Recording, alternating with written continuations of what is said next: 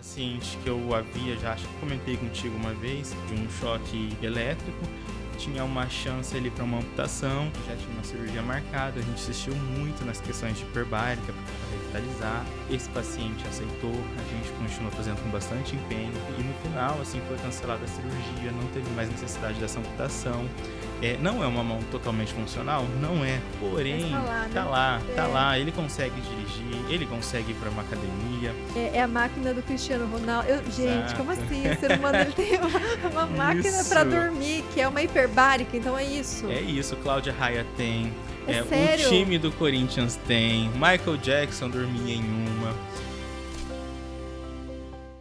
Sejam muito bem-vindos, Pedincast 82, e hoje o nosso tema envolve tecnologia em um ambiente diferenciado que eu tenho a honra, né, tive a honra de conhecer pessoalmente, tenho a honra de trabalhar próximo também desse meu ex-aluno.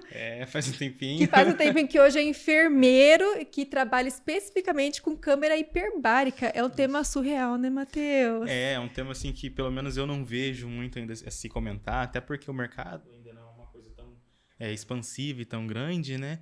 Mas espero que em pouco tempo isso comece a se mudar um pouco. Exato. E quem vai falar comigo sobre esse tema é o Matheus Machado Magalhães, que foi meu aluno há 11 anos atrás. 11 anos atrás, tempo 2014. Passa, misericórdia.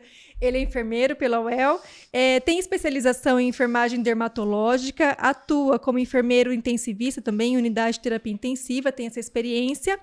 Tem trabalho desenvolvido com feridas complexas e também com a câmera hiperbárica desde 2018, já faz um tempinho. Atuou como enfermeiro supervisor em clínica hiperbárica e atualmente é enfermeiro em hiperbárica do CTQ, que é o nosso Centro de Tratamento de Queimado do Hospital Universitário. Seja muito, muito bem-vindo aqui. Eu agradeço o convite, obrigado. Fico honrado novamente de estar aqui, de ver você, prof. Sinto, como que eu posso dizer... sou muito grato de tudo que eu consegui, dos professores que me trouxeram até aqui, né? Porque é uma experiência, é uma questão muito diferenciada. A gente que está na graduação observa como que às vezes a gente se perde em algumas questões do mercado, até mesmo na questão de ciência e pesquisa. E é muito bom ter o puxão desses professores, principalmente ali o da UEL, de você, especialmente. Obrigado. E é um orgulho. Esses dias eu levei uma criança da UTI pediátrica lá para a câmera hiperbárica e vejo quem me recebe é Matheus, lá com todo o jeitinho especial com as crianças, que ele vai contar um pouquinho, que ele faz um trabalho muito diferenciado. Matheus, eu fiz uma breve contextualização, mas eu queria que você contasse um pouquinho da sua trajetória profissional. Certo. Então, né, como dito, eu entrei na UEL em 2014. Basicamente, a graduação inteira acabei fazendo envolvido com a questão pediátrica, com você, com a professora Rosângela Pimenta. Fui do Sensibilizarte, fui do brinquedo terapêutico, segui depois para outros rumos, assim, em questões que eu queria conhecer também, né? Principalmente sobre feridas, sobre saúde pública, que eu queria um pouquinho mais dessa informação. E após isso, então, já iniciei no mercado de trabalho em um hospital particular que eu tinha muito interesse de entrar, porque eu queria conhecer como era, porque na universidade pública eu ainda não tinha tido esse contato, né? A gente rodava nos hospitais, mas ele era nos hospitais públicos. Vez ou outra ia para o filantrópico para conhecer como era. E desse hospital eu tive a oportunidade, então, de ir para a hiperbárica por um convite. E de lá atuei, fiquei alguns anos, saí novamente, entrei no HU e por aí eu tô novamente. Já faz um tempo, né? Já faz... Me formei em 2017, então já tem um tempinho. Já faz um tempinho.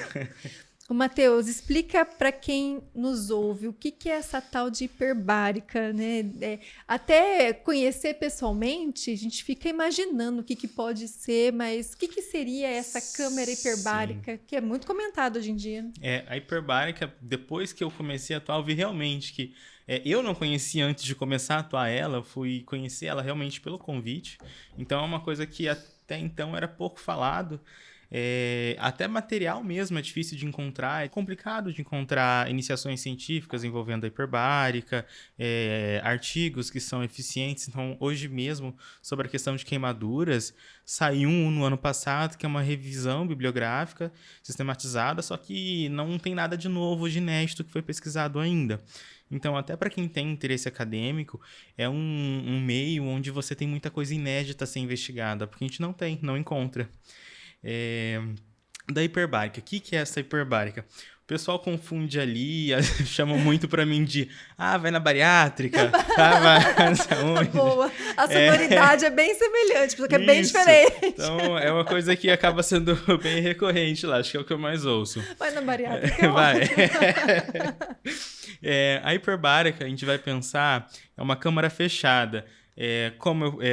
Você pode pensar em uma nave espacial, em um submarino de vidro. É o que eu vou dizer que se assemelha. Vidro não, na verdade é um acrílico, né? Uhum. Bem reforçado. Esse acrílico ele é pressurizado com oxigênio e esse oxigênio sob pressão vai fazer um efeito igual de um submarino mesmo. Depois da submersão, com a densidade da água, a gente vai aumentando a compressão e ele vai fazer todo um efeito que daí, se quiser, eu explico aqui para vocês. Uhum. É como se fosse uma cápsula, né? Para quem quer imaginar, às vezes não consegue pesquisar aí rapidinho. É como se fosse uma cápsula grande, que você falou, de acrílico, que a pessoa tem que entrar dentro de uma forma bem apertadinha, né? É o que a gente tem ali, né? É, bem apertadinho. Existem outros modelos, existem a Multiplace, que ela se assemelha basicamente a um container de caminhão. Ficam ali 8 pessoas sentadas, 2 pessoas deitadas. A diferença entre as duas é que uma é pressurizada, então, com ar comprimido, a outra é pressurizada com oxigênio, que vai dar algumas alterações que até eu acho que no restante ele vai afetar nas próximas perguntas. E aí, pensando como que ela funciona mesmo, porque você entra, no caso, com a criança, né? Não dá para ela entrar sozinha, então, criança pequena acaba tendo que entrar com a mãe, apertadinha numa cápsula e tem essa concentração ali de oxigênio. Qual que seria a funcionalidade dessa tecnologia? Certo. Essa tecnologia, ela vem com um efeito adjuvante que a gente fala. Então, ela é sempre para fazer uma complementação a um tratamento. Então, ela vai auxiliar a uma cicatrização mais rápida, a um fator antibiótico bacteriostático muito mais avançado, onde ele consegue atingir muito mais tecidos, onde ele consegue fazer um efeito até que a gente chama de efeito Robin Hood, que ele vai tirar ali o excesso de edema no interstício ali das células e conseguir trazer de volta para a circulação periférica. Então, garante uma oxigenação mais legal. A grande coisa que eu sempre gosto de, para quem quiser entender e imaginar de um jeito fácil, é uma garrafa de refrigerante. Por que essa questão da garrafa de refrigerante? Porque ali a gente vai ter os efeitos da hiperbárica do mesmo jeito que a gente vai ter no corpo com o refrigerante. Fica bem fácil de imaginar. Então, pensa que o sangue do paciente ali é o líquido do refrigerante, vai ter um gás ali ao redor do refri, e no lugar desse gás do refri na máquina vai ser o gás que a gente vai ser injetado, que é o oxigênio 100%. Por que um refrigerante tem gás? Porque ele, em determinada compressão, que a gente vai colocando esse líquido e esse gás junto, fazendo essa compressão, a gente vai aumentar o ponto de solubilidade. Aí vem uma leizinha da física, lá para quem é do cursinho da lei dos gases. Em um ambiente fechado, em temperatura constante, um líquido e um gás sendo pressurizado, você aumenta o ponto de solubilidade desse gás com esse líquido. Então, daí a gente faz esse efeito. O que eu quis dizer com esse palavrão? Basicamente, eu quis dizer que com essa compressão e esse gás, a gente faz o gás e o líquido se interagirem e eles ficarem muito mais próximos. E as moléculas desse gás ficarem dentro do líquido. Então, por isso a gente tem a questão do oxigenado, a questão do refrigerante gasoso. Que é onde a gente consegue, trazendo isso um pouco mais palpável, fazer com que esse oxigênio chegue em lugares mais difíceis, né? Perfeitamente. Então, ali, por exemplo, houve uma queimadura, houve um rompimento de um vaso, um acidente em uma região, uma lesão de esmagamento. Então, como é que eu faço? Por que isso vai continuar progredindo, avançando? Então, numa queimadura, a gente tem a questão que fala que a gente tem aprofundamento da queimadura. Quer dizer que, então, em 72 horas, aquele vaso que foi afetado, ele vai continuar morrendo, uma parte ao redor vai morrer. E por que ele continua morrendo? Porque não tem oxigenação, porque a circulação ali foi prejudicada. A hiperbárica vem fazer o reverso disso. Então, eu vou conseguir fornecer através de um efeito que é o plasma sanguíneo hiperoxigenado, que então, diferente ali não é o eritrócito, o glóbulo vermelho, que vai simplesmente carregar o sangue. Como ele é uma macromolécula, chegou ali próximo de um microvaso, ele às vezes não consegue transpassar. Então, o que a gente tem ali? A gente tem o plasma, que é um outro componente fluido, que então ele consegue sair literalmente ali da corrente sanguínea, invadir tecidos, ir para esses capilares, inclusive esses que estão danificados, e consegue até impedir, por exemplo, no queimados, que tem um avanço desse aprofundamento. Então a gente consegue, se um paciente chega para a gente no serviço terciário, nessas primeiras 72 horas, consegue ter essa avaliação em tempo, a gente pode reduzir esse aprofundamento em uma possível intervenção cirúrgica. Seria, então, a questão do oxigênio conseguir, por meio dessa pressão que acontece ali, ser dissolvido no plasma. Perfeito. E esse plasma, né, por não ser não é uma macromolécula, né, ele consegue, então, chegar a lugares mais difíceis e ofertar esse oxigênio para perfeitamente controlar os danos, assim, ou tentar revertê-los, né? Exatamente. Seria mais ou menos isso. Isso, exatamente. Uhum. Aí fora isso, aquelas questões. Então tem a compressão, então a gente faz vasoconstrição, retira edema, então, de determinados periféricos, consegue aumentar essa oxigenação junto com um efeito antimicrobiano, lembrando então que existem bactérias anaeróbicas sensíveis a esse oxigênio. Então, como eu vou estar levando mais oxigênio, eu vou estar sim fortificando essa questão do antibiótico. Se um paciente está em uso de algum antibiótico, eu também consigo fazer esse antibiótico ser mais eficaz, porque eu consigo fazer ele transitar mais no corpo. Uhum. Então, são diversos benefícios que vão acarretando para a hiperbárica. E aí, a gente pode já até ter um gancho das indicações, né? Então, certo. Claro que a hiperbárica está dentro do nosso hospital, do centro de tratamento para queimados. Certo. Que é muito usado para crianças e adultos, enfim, que sofreram queimaduras, né? Sim. Mas quais outras aplicabilidades que você tem lá para isso? Uma curiosidade, assim, né? Apesar de a gente estar lá no centro de tratamento de queimados, eles normalmente estão ali pela metade dos meus pacientes. Justamente por conta dessa questão de rodar, porque às vezes chega um paciente... qual que é o grande problema ali para a gente que está no serviço terciário conseguir fazer esse atendimento? Então, às vezes, esse paciente ele vai ter queimado em outra cidade, aí ele vai estar esperando uma vaga, então vai ter passado um grande período, então ele não vai chegar já aqui nessas 72 horas. Vai chegar aqui já com um atraso, em uma semana, 2 semanas, um mês, dependendo. Então, para queimados, a gente tem uma preferência, sim, porém é muito difícil chegar o paciente para a gente para fazer isso. Outra questão também é que o paciente queimado, quando também é muito recente, muitas vezes está entubado. Então, como está entubado, a gente ainda não tem suporte para fazer hiperbárica em paciente entubado. Porém, existe sim alguns tipos de meio, acho que na Suíça tem um hospital pressurizado, existem formas de fazer um acoplamento com uma máquina diferenciada. Olha só. E existem até estudos novos de uma nova criação, de uma nova hiperbárica que vem todo um sistema para pacientes de UTI. Vamos ver aí se vai dar certo. E sobre as questões de indicação, então, além das queimaduras, que nas queimaduras vão se encaixar pacientes com 20% de área corporal queimada, sendo de 2º grau aprofundado. Certo. Se for criança, a gente tira essa questão da percentagem, então sendo 2º grau. Para áreas nobres, então, períneo, pescoço, articulações, mãos, pés, a gente também exclui a percentagem, já tem a indicação direta. E das outras indicações, a gente tem todo tipo de ferida crônica, então, úlceras venosas, muita Fournier, eu atendo. Fournier é uma coisa que a hiperbárica ajuda muito.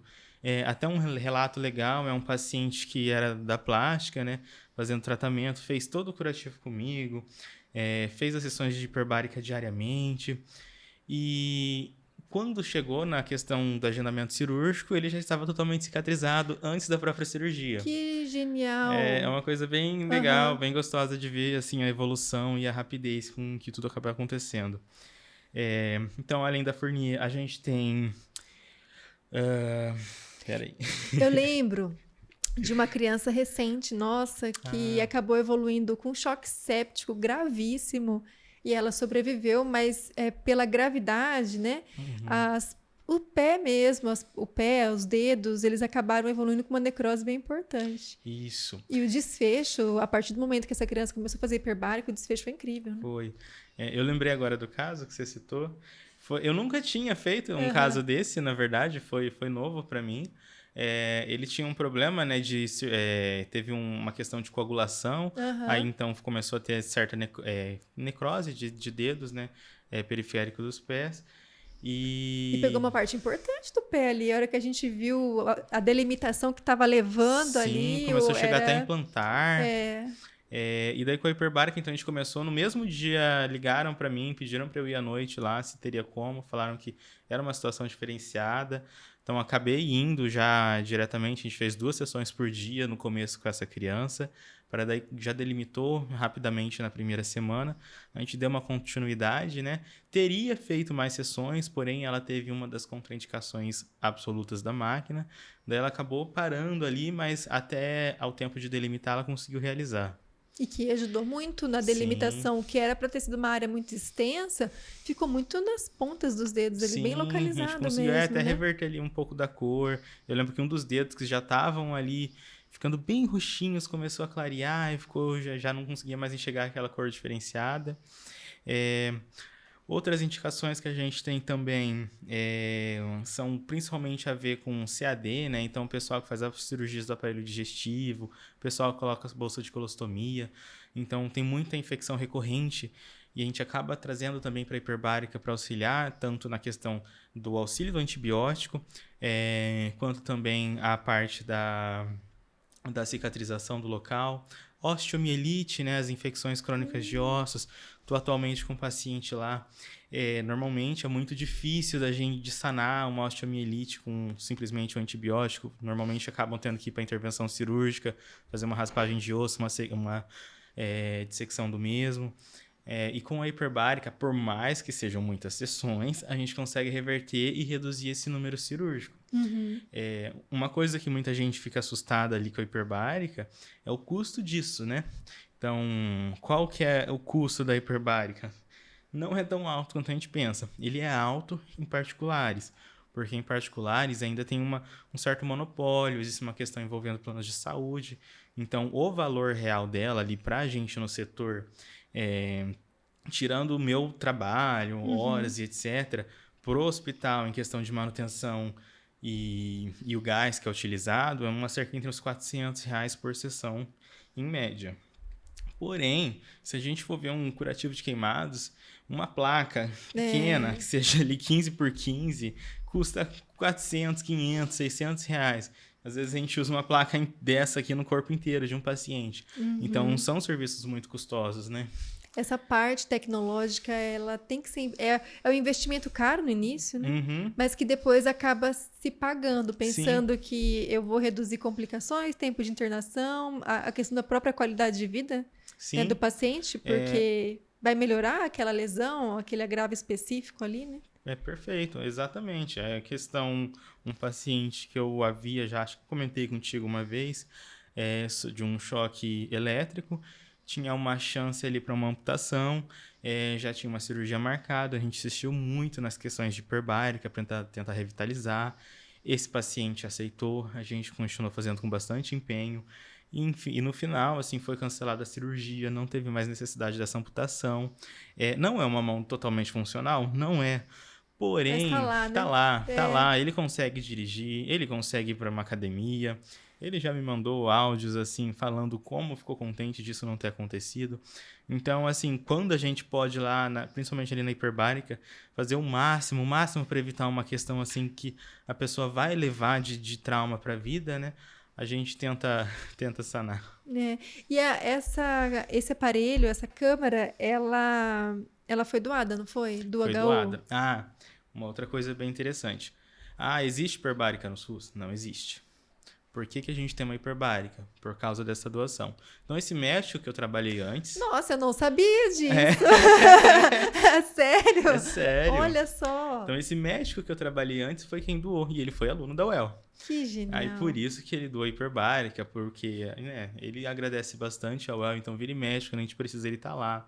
Participa das palestras. Sério? Ele é atuante junto com vocês ali? Ele tá sempre ali com a gente. Ele tá agora querendo fazer alguns trabalhos em cima, principalmente nessa questão do queimaço. Dr. Wilson Albieri. Dr. Wilson tá fazendo diferença na vida de muitas pessoas, viu? Não, ele sempre tá por ali perguntando se tá dando certo, quantas sessões a gente tá conseguindo fazer. Já até falou de proposta de talvez de outra, vamos ver como é que tá. Só. Então, a hiperbárica, o que a gente tinha para atender SUS? O Dr. Wilson tinha um contrato com o município, então neste contrato existia uma cota que o município pagava para ele com desconto, com um valor mais acessível, e ele conseguia fazer esses atendimentos. A clínica que eu trabalhei com ele era essa clínica que atendia pacientes SUS. Então, daí tinha uma do evangélico. Nessa do evangélico, ele deixava prioritariamente para o pessoal dos planos de saúde por estar ali do lado do evangélico mesmo. Ele é cirurgião? Ele não é cirurgião. A especialidade dele, se eu não me engano, é rádio. Olha Então, ele só. fez principalmente... Ele começou a atuar como hiperbárica por conta, se eu não me engano, de crianças com lesões actínicas, lesões de câncer. Então, ele queria alguma coisa que conseguisse revitalizar. E eu já peguei pacientes com câncer ali no HU, gente, que vem por causa dessas lesões envolvendo radioterapia. São lesões extremamente difíceis de se fechar. Mesmo fazendo tratamento, mesmo até com uma hiperbárica, às vezes, são lesões bem complicadas. Ai, que judiação. Eu não tinha a ideia dessa magnitude, assim, da história mesmo da hiperbárica lá dentro, né? E aí, pensando que não tem no SUS, e a gente tem esse privilégio de ter ali, a gente estava comentando, o valor de uma sessão no particular passa de R$1.000. Passa, chega ali fácil a quase R$2.000, uma sessão. Então, existem pacientes que vão fazer 10 sessões, existem pacientes que vão chegar a mais de 100 sessões. Misericórdia. Então imagine o custo elevado que pode ter.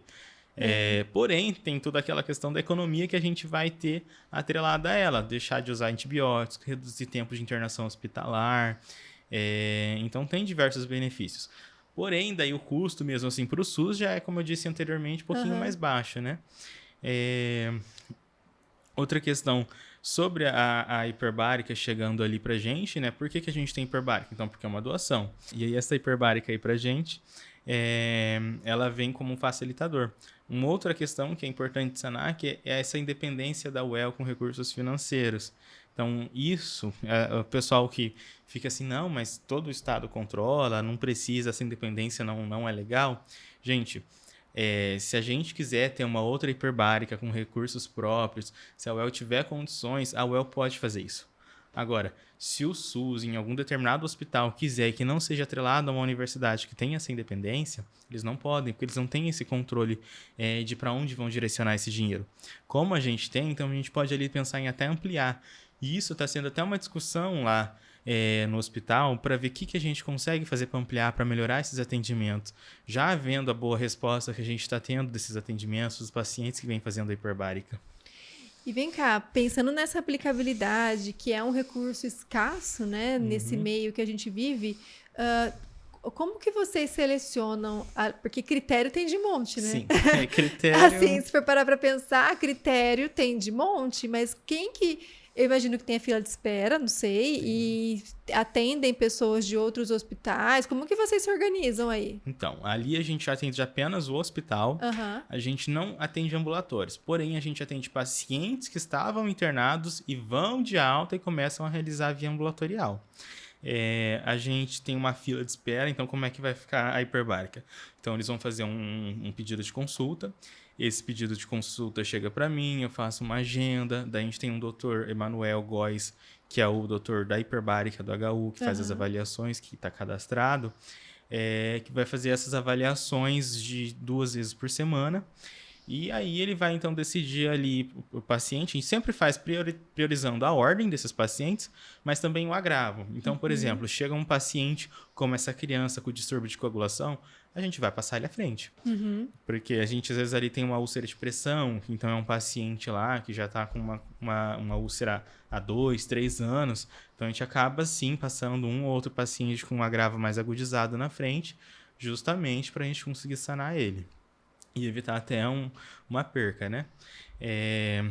Aí a gente tem 6 vagas apenas por dia inteiro, porque pensa que cada sessão são 2 horas. É 1h30, né, de sessão, mas eu tenho que ter 30 minutos para preparar esse paciente, o setor conseguir trazer ele para mim, limpar a câmara, que tem todo um protocolo a ser seguido, principalmente um hospital universitário que tem todos os tipos de bactérias possíveis ali pra gente. Multiresistentes, hiperresistentes. PR, CR, enfim.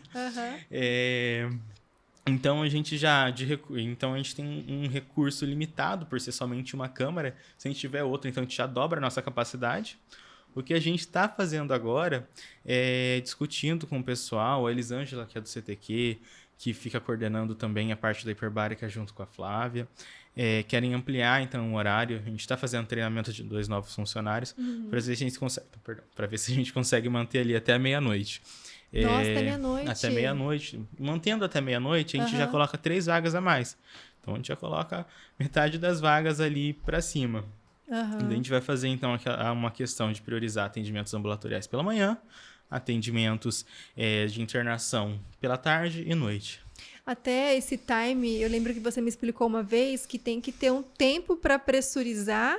Isso. Também para começar, né, a sessão e depois também um tempo para despressurizar. Então, não é uma coisa assim, entrou lá, já está acontecendo, Quem né? for fazer o curso de hiperbárica é estudar mergulho. Você não vai estudar área de saúde, você não vai estudar feridas, se você vai estudar física e mergulho. Justamente, né? Porque você tem que entender o que pode, porque desses tempos, a hiperbárica que a gente trabalha ali, ela tem menos perigo em questões envolvendo a pressurização e a despressurização. Porém, a pessoa aí que viaja de avião bastante com frequência, vai fazer mergulho, sabem que eu não posso mergulhar ali e fazer, então, um voo de avião nas primeiras 24 horas por conta do nitrogênio que está presente. Então, o nitrogênio, ele faz um efeito na física que ele dissolve sob compressão, fica na sua corrente sanguínea e dependendo da forma que você faça a submersão, se for muito rápida ou se for muito alta, né, ficar numa pressão muito baixa, ele pode virar bolha de ar dentro do seu sangue. Aí faz o que a gente chama de doença descompressiva do mergulhador. Que, então, é um dos perigos da hiperbárica. É um risco, né? É um risco. Nessa máquina que a gente trabalha ali não tem, porque a gente é pressurizado apenas com o oxigênio. Se não tem o nitrogênio, esse efeito não faz diferença pra gente. Então não é obrigatório que seja apenas oxigênio, né? Para compressão, não. Certo. Porém, pro tratamento, sim. Porque qual que é a questão?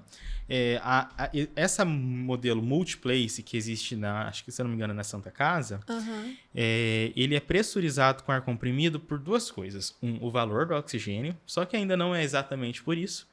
E 2, o risco da máquina. Como então é uma máquina onde vai ter várias pessoas, vão entrar muitos mais acessórios, metais, etc. Tem um risco de incêndio muito maior. Então lá, como tem todas essas questões, é pressurizado por segurança com o nitrogênio para depois ser acoplado uma máscara com nitrogênio 100%. Então ele vai... com oxigênio 100%, para ele poder inalar esse oxigênio 100%. Mas a compressão não é necessariamente ser feita com oxigênio. Para a gente, como é monoplace, tem um risco ali com o paciente muito menor, porque a gente consegue dar atenção individual para o paciente, a gente já faz com oxigênio. Interessante, eu não tinha captado essa essência da... Porque aí, né, na outra a pessoa usa máscara, né? Isso, na outra como a compressão não precisa, então você gastar o oxigênio, né? Eu trabalhei já nesta multiplace e tem uma curiosidade que é quando eu tenho que entrar junto, né? Entendi. Então eu entro junto com os pacientes da máquina, eu faço todo o tratamento também, só que normalmente eu não uso a máscara. Eu posso usar lá se eu quiser. Porém, nos últimos 15, 20 minutos, eu sou obrigado a inalar o O2 100% para retirar o excesso de nitrogênio do meu corpo, para evitar esse risco da doença descompressiva do mergulhador. Olha só. E até o Wender lembrou agora há pouco, né, Wender? É a máquina do Cristiano Ronaldo. Gente, como assim? O ser humano ele tem uma máquina para dormir, que é uma hiperbárica, então é isso. É isso, Cláudia Raia tem. Sério? O time do Corinthians tem. Michael Jackson dormia em uma. Por quê? Sim, gente, vamos dormir. Você entra lá na você entra lá e sai mais né? novo. Entra na Monoplace e sai jovem, é isso? De Eles... tanto O2 que entra assim você. Não existe evidência científica realmente que um trabalho que fala sobre o rejuvenescimento, pelo menos eu não tinha conhecido. Porém, sabe-se, através da fisiologia, de como funciona, que realmente é para ter um efeito de rejuvenescimento. Diz que os radicais livres ali, apesar de o O2 soltar mais radicais livres, não são envolvidos com envelhecimento. Então, eles acabam tendo o efeito de retardamento e até de rejuvenescimento mesmo. Então, a Cláudia Raia usava para melhorar cabelo, melhorar a pele. Diz que o cabelo conseguia crescer 5 centímetros por mês. Uau! Os jogadores de futebol utilizam Para recuperação, recuperação de lesões.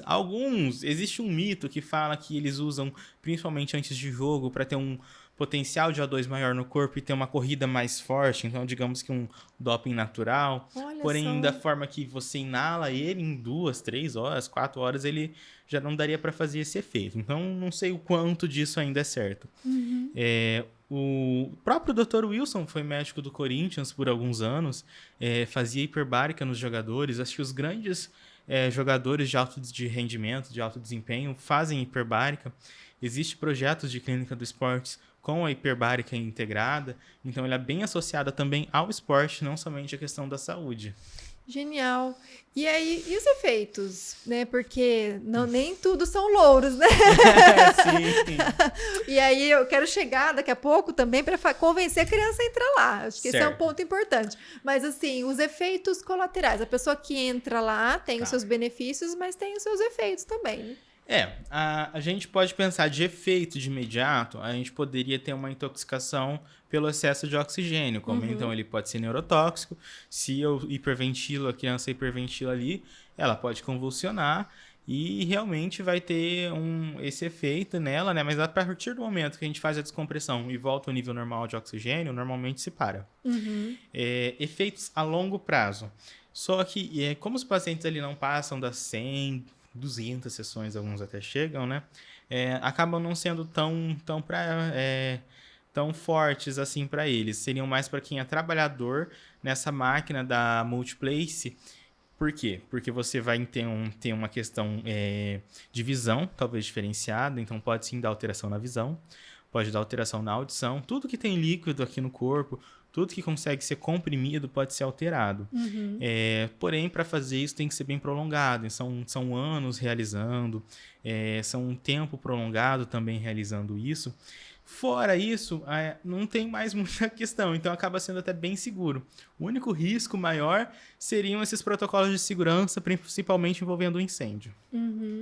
E cefaleia, essas coisas podem acontecer? Olha, pode acontecer cefaleia, náusea, claustrofobia. Né? Já aconteceu a pessoa entrar e falar, pelo amor de Deus, me tira daqui? Nossa, já muito. Porque, gente, vocês não estão entendendo. É um negócio, é uma cápsula. Você entra deitado e não dá pra se mexer. É apertadinho. Falando de um jeito um pouquinho mais macabro, uma visão certinha ali, ó, é o caixão da Branca de Neve. Aquilo. Mas pelo amor aquilo. De Deus. É isso mesmo. É verdade, é aquilo. Exatamente. A gente pensa nele redondo, a gente enxerga uma câmara hiperbárica. Sim, pode ter ali cefaleia, pode ter vômito. O zumbido no ouvido, né? Pode ter... o zumbido no ouvido se dá pela compressão. Então, o que mais acontece ali na hiperbárica de problema? É a dor timpânica, são os barotraumas timpânicos.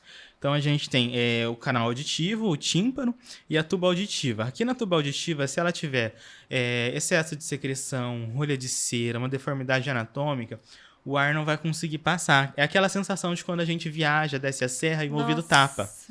Então, como está entrando o ar às vezes não está conseguindo entrar dentro da cabeça. E a gente tem que regular a pressão interna com a pressão do meio externo do ambiente.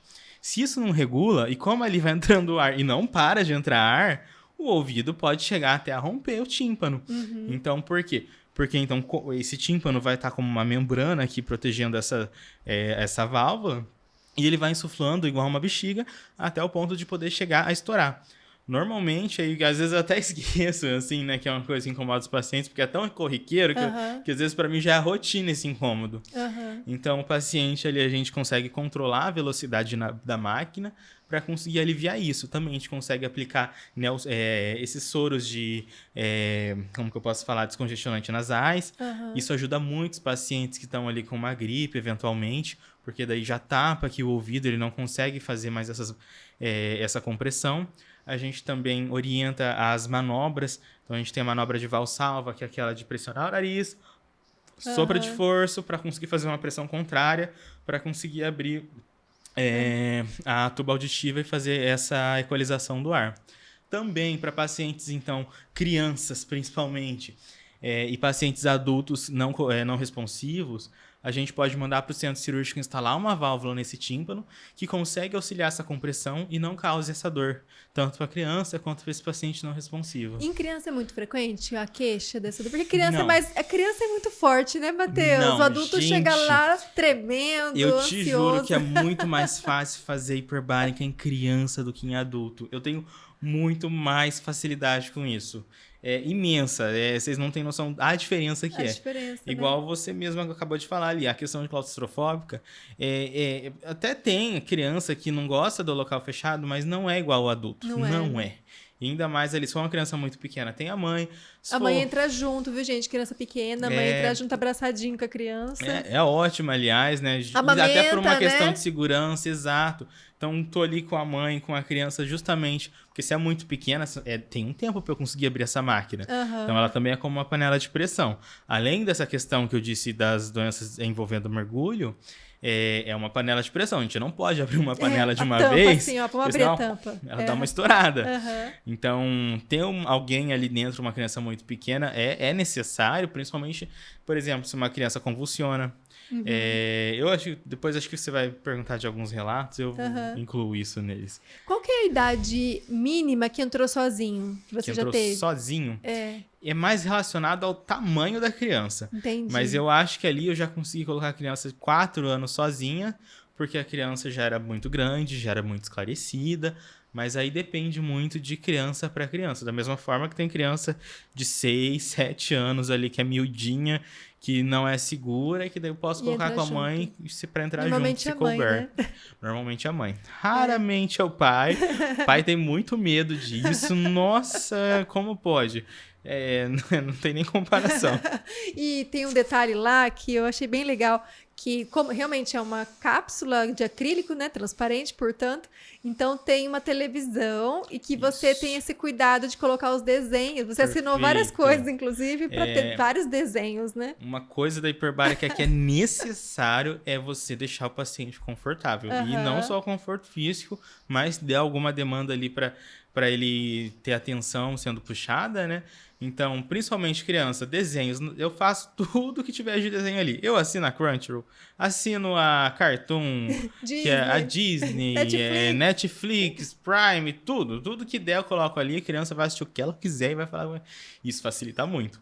Antigamente, antes de ter um computador, ter que deixar direto na TV, então imagina ali passando um canal de TV com aqueles programas sanguinários, sabe? Aquele dependendo do horário. Bem, né, aí uma criança vendo aquilo era muito complicado. Então a gente conseguiu dar esse manejo e faz toda a diferença. Toda a diferença. Então chega assim o paciente, hoje eu vou assistir esse filme, quero continuar aquela parte lá e etc. Hoje mesmo eu atendi uma criança que já escolheu o filme do dia, já deixou pronto de amanhã e quer vir para assistir o filme.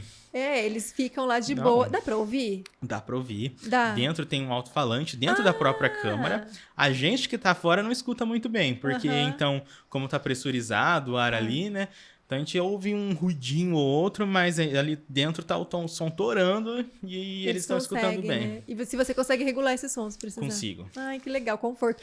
E vem cá, por que molha o cabelo mesmo para entrar na máquina? O cabelo molha por uma questão de eletricidade estática. Então a gente tem aquela questão de esfregar o cabelo na bexiga, ele sobe, que ele de esfregar o pé no tapete, daí dá um choquinho no colega. Por que a gente tem medo da eletricidade estática?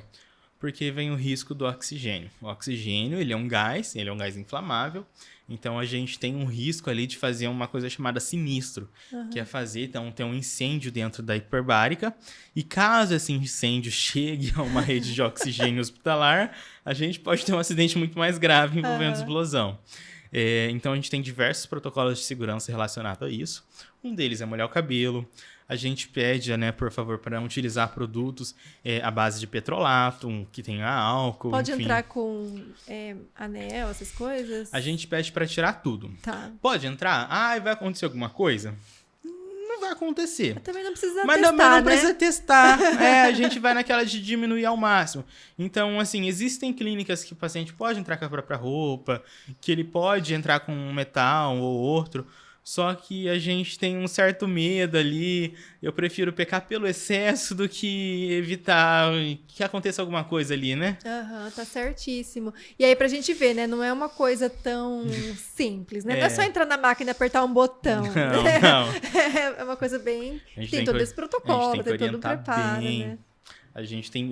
Nossa, acho que dia 31 de janeiro agora, aconteceu um incêndio em uma hiperbárica, houve a explosão dela, foi em Michigan, nos Estados Unidos. E então foi uma criança que estava dentro, a criança foi carbonizada. Então não teve o que ser feito, né? Nossa, agora recente? Recente, foi há menos de um mês atrás. Será que é muito importante seguir os protocolos, né? A gente vai entrando na rotina, fala assim, acho que é isso, mas não, gente. Não, tem toda uma hora dá etapa, ruim. A gente né? só vai lembrar que uma hora dá ruim quando já acontecer. O risco é muito pequeno, né, Matheus? É muito mas a gente pequeno. não pode esquecer. Como tudo que envolve a área da saúde, né? Exato. É a balança do risco-benefício. O risco é muito pequeno, mas para isso a gente tem que ter todo um preparo, um protocolo, uma instituição preparada, um local adequado, né, para isso. Vamos colocar no corredor, né? Aquela coisa assim, né? Eu preciso ter um a gente precisa também, né? Se ter um respaldo, como a gente sempre aprende na faculdade. Então, além da questão de segurança para todos, eu também tenho que pensar, aquilo, se acontecer uma coisa dessa, o crime quem fez fui eu. Então, ali fui eu que fui negligente, fui eu que deixei de seguir um protocolo correto. Então, como eu sou um profissional, eu trabalho com isso, eu tenho que pensar e exercer como profissional. Segurança, né? Segurança e até passar sempre. isso pro paciente, pra criança, Perfeito. pra família, né? Normalmente, eu não gosto de pegar pesado, assim, ficar de toda hora, olha, não pode que vai explodir, etc. Não pode, dá choque, isso aqui é muito ruim. Se você usar isso, tem que me falar. Não ao ponto de querer assustar, mas ao ponto deles entenderem que é necessário isso. Então, uma outra coisa que eu faço é trocar toda a roupa para uma roupa específica. Às vezes... Perdão. Imagina. Às vezes nem sempre por conta do tecido, mas porque eu não sei se tem algo no bolso, eu não sei se tem alguma coisa de um material diferenciado, se aquilo tá banhado em alguma coisa. Então, a gente sempre acaba pecando pelo excesso nessa hora. Bem observado. É um detalhe que eu não pensaria nesse sentido, sabe? Bem mas isso mesmo. É a vivência, né? É a vivência, de muito vivência. tempo já. E quem não pode usar? Se a gente for pensar nas contraindicações. Olha, são poucas as contraindicações. A gente divide em duas categorias, as absolutas e as relativas. Inclusive, que é um caso que você tinha comentado agora há pouco aqui no início, que é porque eu falei que uma dessas crianças entrou em uma contraindicação absoluta, que são os pneumotórax não drenados, principalmente. No nosso caso, até os drenados, porque a gente não tem um nível para você deixar o dreno, então ele pode ter um débito contrário. Então, o pneumotórax não drenado a gente não faz. Não há papa que possa autorizar a gente a realizar essa hiperbárica. A partir do momento que drenou, pode? Até pode. Porém, a gente já fica com uma determinada insegurança. Pneumotórax espontâneos com histórico a gente também às vezes evita, justamente por causa dessa compressão poder desencadear alguma coisa. Medicações com sensibilidade ao oxigênio, muitas delas são principalmente envolvendo câncer. Existem alguns curativos também que são sensíveis a ter contato com o O2 e eles acabam tendo uma alteração do efeito, então a gente também não pode colocar. E vem as contraindicações relativas. Contraindicação relativa é todo o restante. Então, se o paciente é claustrofóbico, porém, como é relativo, eu já tive uma paciente que ela tinha claustrofobia, ela verbalizava isso, porém, ela queria muito fazer hiperbárica. Ela chorava na noite anterior, eu nem sabia disso, eu soube isso depois, quando ela me contou. Em pensar que teria que fazer essa hiperbárica todos os dias. Ansiedade, de ansiedade, ela não me contava isso, mas ela ia todos os dias e fazia porque ela queria melhorar e saiu quanto antes de lá. Fez, terminou o tratamento, foi embora, agradeceu muito posteriormente, porém vai naquilo, né? Vai no que a gente consegue avaliar. Outras contraindicações. Criança poderia ser uma contraindicação, só que aquilo do risco-benefício, né? Porque eu vou estar ali deixando ela às vezes sozinha, às vezes com a mãe. Então, é um risco que a gente não gosta de expor a criança, só que se você for pensar, vou conseguir evitar uma amputação, vou conseguir fazer uma cicatrização mais correta, então a gente prefere colocar. E a gente sabe que impacta muito as crianças que nós pegamos e que vai para vocês, não só por queimadura. Queimadura já sempre, né? Sempre elas estão lá, faz parte do protocolo do segmento do queimado. Sim. Mas, assim, as demais, às vezes uma lesão por um outro motivo. Nossa, é espetacular. Hoje mesmo foi uma criança lá me visitar. É uma coisa que eu gosto muito, pelo menos do que a hiperbárica proporciona para mim, é um contato contínuo com os pacientes. Então, eu sou aquela pessoa que acho que todo enfermeiro que trabalha com feridas gosta dessa questão, que é eu acompanho do momento que aconteceu, o tratamento, a alta e, às vezes, o retorno. Então, eu ainda continuo tendo contato com esses pacientes por 2, 3 anos com o mesmo paciente. Então, tem um vínculo que a gente vê, tem uma melhora que eu consigo observar. Então, isso, nesse serviço que eu tô, é uma coisa muito gostosa de fazer parte. E dessa criança que eu vi hoje, ele veio agradecer, veio falar como é que tá o curativo, veio mostrar, veio pedir uma sessão de hiperbárica a mais, porque quer assistir o filme. Ai, que graça. A mãe dele vem apresentar, então é muito gostoso. O caso dele, aliás, foi um acidente de carro, onde o carro capotou, ele teve o braço quase amputado. Eu acho que ele teve desarticulação. Lembrou quem que é, né? Caso muito complexo. Muito. Ele não perdeu o braço? Não perdeu o braço, tava com mobilidade. Assim, ele vai ter que refazer uma cirurgia ali, porque o braço tá... Porque o osso tá um pouco desconectado. Não tem noção, gente. Meu Deus. Ele, assim, foi por pouco. Muito pouco que ele não perdeu aquele braço. E olha, conseguiu fazer as sessões, deixava eu fazer o curativo. Uma outra questão legal de ter manejo com criança, né? Então, depois de um tempo, a pediatria não fazia mais curativo, eu tinha que fazer o curativo dele, porque ele não deixava. Porque então tem essa questão de vínculo, né? Às vezes ali são curativos também complexos, né? Eles têm que pegar confiança pra tem que pegar fazer. confiança. E também a gente tem que saber ouvir. Às vezes ele tem que gritar ali por 20 minutos, por mais que você não tá doendo, por ele falar que aquilo dói. Então a gente tem que ter uma certa paciência para lidar também, né? Mas com o tempo a gente sempre acaba conquistando. Exato. Olha só que interessante. E aí, caso que te marcou, que você... né? Esse é um caso, com certeza. Esse é um caso. Envolvendo criança? Criança, preferencialmente. Tem um outro caso que foi também de um atropelamento. Não, eu acho que eu vou falar de outro. Uma menina, onde ela teve um trauma por causa de um acidente mesmo, ela teve um trauma transvaginal. Então, ela caiu em cima de uma pá que perfurou o intestino. Eu lembro desse caso também. Foi um caso bem gravezinho também, né? Ela teve que usar bolsa de colostomia. E ela foi uma paciente que me ensinou, assim, como que a gente tem que lidar com algumas coisas.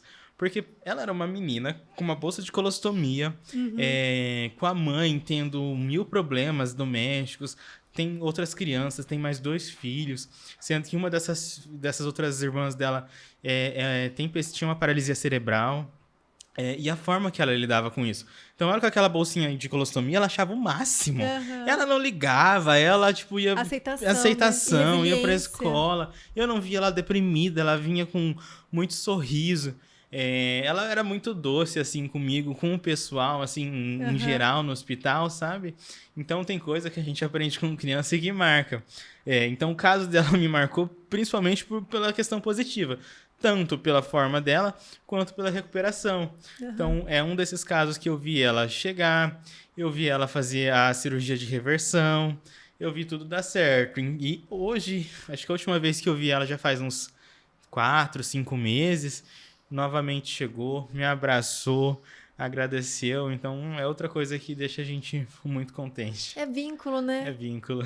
Eu acho que isso é o legal. Não é assistência pela assistência, mas é assistência ao ser humano e é uma trajetória que você falou, não é 1, 2 sessões, não é 10, 15 minutos, são várias sessões, 2 horas, né, ali, mais ou menos de duração, contato, não tem como não ter vínculo. Não, e a gente vai conhecendo, a gente já conhece o acompanhante. Já conhece. Então, a mãe dela não entrava na máquina, ela ficava 1h30 comigo na sala, a gente não ficava sem se conversar. Então, uma hora ou outra eu descubro um problema. Um outro caso muito marcante, você acha que talvez vai lembrar, foi de uma menina que foi atropelada, ela teve uma boa perca da musculatura, e o pessoal do hospital todo, assim, sabe, não do setor específico, ficou bem desgastado com a situação da família, porque a família começou a ser muito exigente, né? Exigente não, mas assim, demandava uma atenção, queria muito Porque conversar. foi muito arrastado, né? São casos muito difíceis pela gravidade da lesão. Né? Aí tem coisas que não é culpa do profissional ali no setor, porque realmente como é que ele vai conseguir dar medicação para 20 crianças, dar atenção para o acompanhante, ouvir o que ele tem a falar, os problemas que ele tem ali, questão de medicação, enfim. Aí ela foi conversando. Quando eu descobri uma polêmica muito grande ali envolvendo, então, questão de traição, separação, isso tudo no meio da criança toda machucada. Então, é uma outra coisa que marca a gente pela complexidade do que vai acontecer. Porque como é que eu vou dar suporte para aquilo?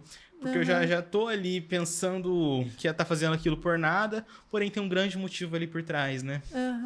Vira meio que uma sessão terapia vira, também. Vira também. Vira também, mas é o vínculo. Mas é bem isso mesmo, né? E aí tem um toque especial que você faz com as crianças, que é para convencer elas também a entrar, que é a questão do brinquedo terapêutico. Né? Sim, brinquedo terapêutico, outra coisa que eu conheci com você e a Rosângela lá em 2014, Nossa, né?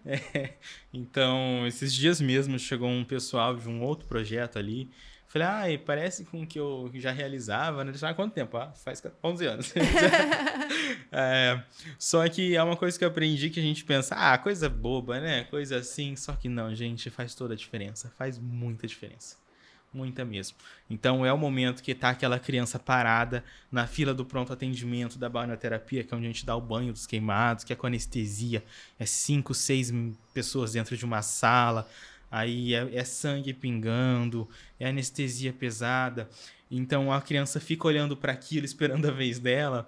E a criança fica assustada. Como que a gente vai encarar aquilo para ela? E muitas vezes tem gente profissional que não vai nem conversar, não vai avisar. Vai falar, a gente vai te dar um banho. Vai fazer vamos curativo. Tomar um banho. Falei, gente, não é vamos conversar melhor. Não é bem um banho. Não é bem um banho. E eu sou muito a favor de dizer a verdade para a criança.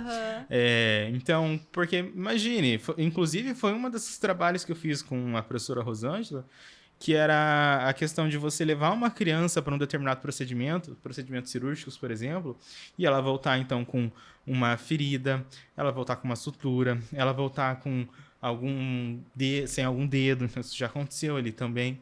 Então, usar o brinquedo terapêutico, por mais doloroso que às vezes seja pra gente, por ter que explicar aquilo para uma criança... O que vai acontecer para a criança, né? A gente consegue reduzir aquele trauma de alguma forma. A gente consegue demonstrar para ela por que aquilo é necessário. Então, o que eu faço com o brinquedo terapêutico lá? Eu faço tanto para a questão do curativo. Então, às vezes eu pego um brinquedinho, eu vou explicar para ela, olha, se tiver uma bolsinha de colostomia, se for fazer a cirurgia para colocar ela, eu já pego, faço um bonequinho ali, coloco toda a questão da bolsinha mesmo, explico, vai ter que fazer isso aqui, porque vai ter que fazer o cocô por aqui, porque senão ele vai contaminar e etc. E até tem lesões que são tão grandes, gente, que a colostomia ela acaba sendo opção para conseguir cicatrizar, né? Exato. E é bem isso que você falou. Às vezes o problema não é nem que ela não conseguiria evacuar, não é nem isso, né? Mas é que precisa fazer uma outra cirurgia para poder garantir a cicatrização e não contaminar ali, né? Isso, porque às vezes é uma coisa ali que vai ficar recorrente. Como é que eu vou ter uma lesão ali próxima a glúteo, próxima à região anal, e eu vou deixar correr o fluxo... vai acabar não tem evacuando como, ali, vai evacuar, vai contaminar, a gente não tem essa forma, né? E daí outra questão é para entrar na máquina. Então, para entrar na máquina, eu pego também o mesmo ursinho, eu faço um faz de conta com a criança, porque não pode entrar normalmente o bonequinho, né? Então, pego, fala aqui, a gente vai fazer, você vai fazer contigo tudo que a gente tem que fazer pro bonequinho entrar. Então, visto a mesma roupinha, pelo menos uma cópia da roupinha, coloco todos os acessórios, pulseiro, peço para molhar o cabelo do ursinho, aí pergunto para ele se ele tá confortável, o que o ursinho vai querer assistir. Aí esse ursinho ela vai falando pra gente, né? O que esse ursinho quer, até colocar na máquina. Aí chega na vez da criança, que agora é minha vez, tio. Ai, que bonitinha. E elas entram tranquilas, Tranquilíssimos. Né? Agora eu tô com outro paciente queimado lá, que tá no setor da pediatria.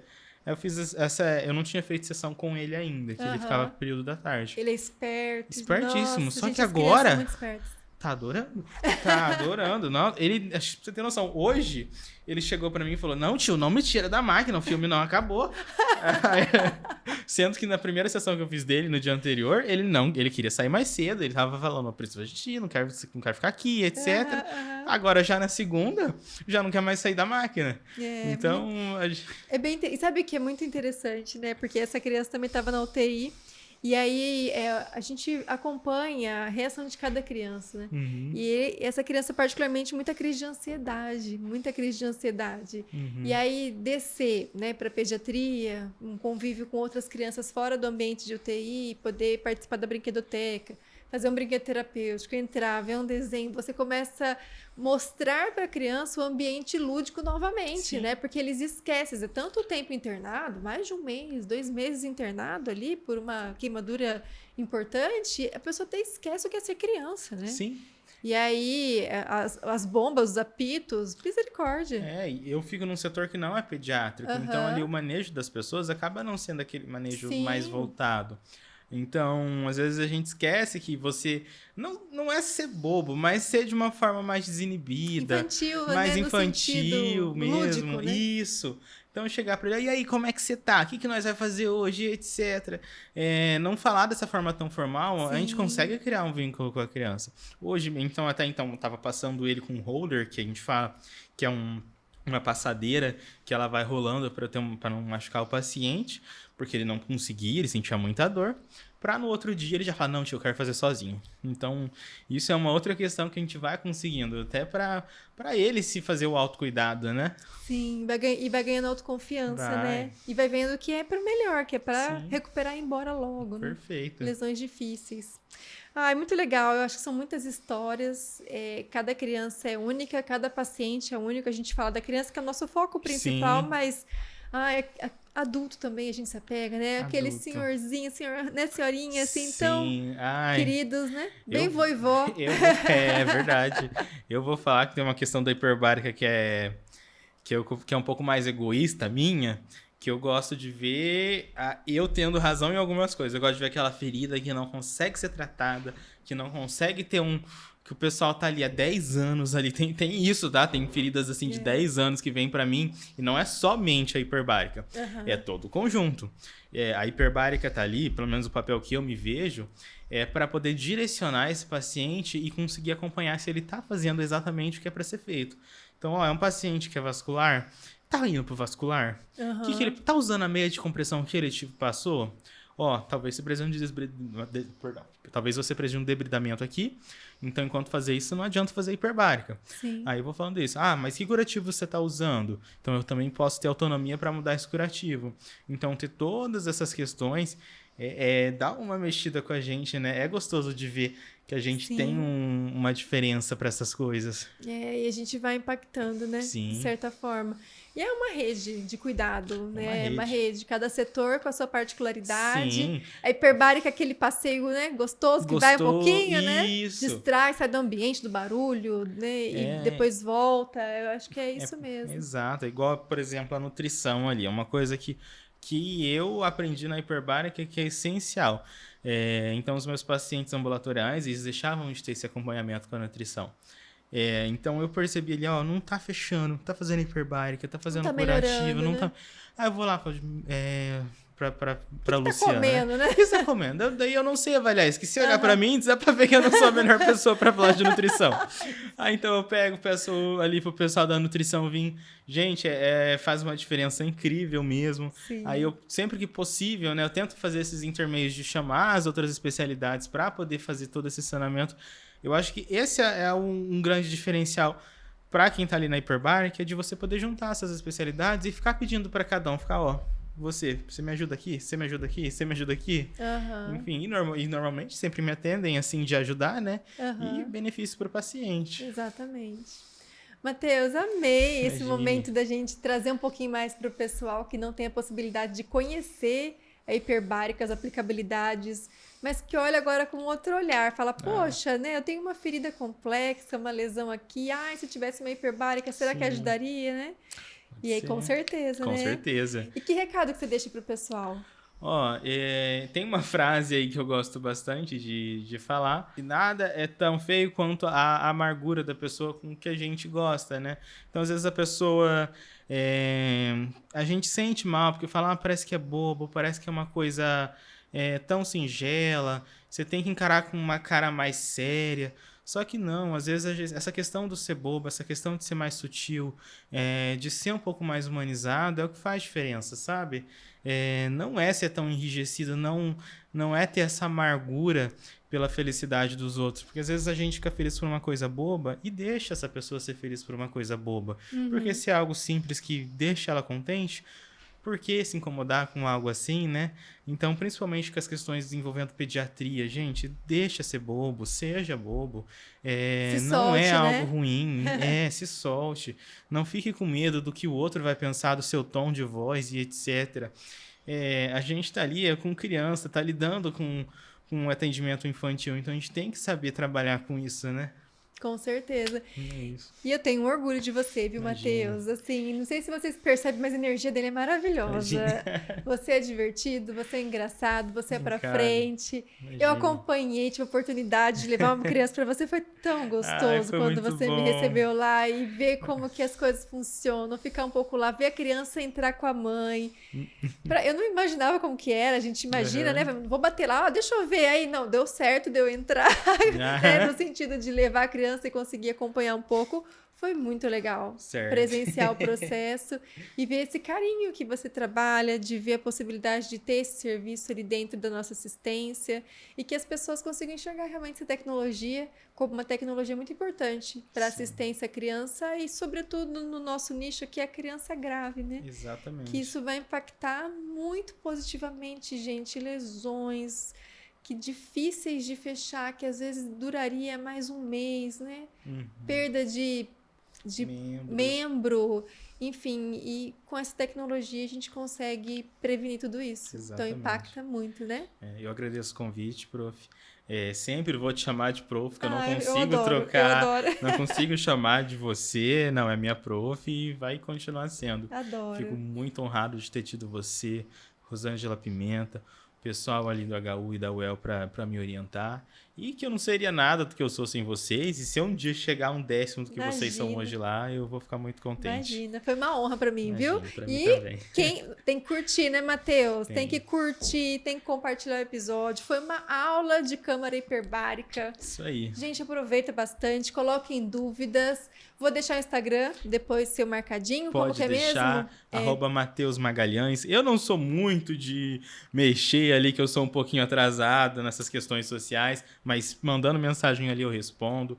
Qualquer coisinha e dúvida que vocês quiserem, é só me chamar que eu falo com vocês. Isso é uma rede de networking, viu, gente? Aproveita bastante. Ó, tô lá, recebi uma mensagem ontem, de um enfermeiro que ouve a gente do Amazonas. Nossa. E ele contando a experiência dele, trocando ideias comigo, e a gente falando sobre pesquisas, evidências e possibilidades.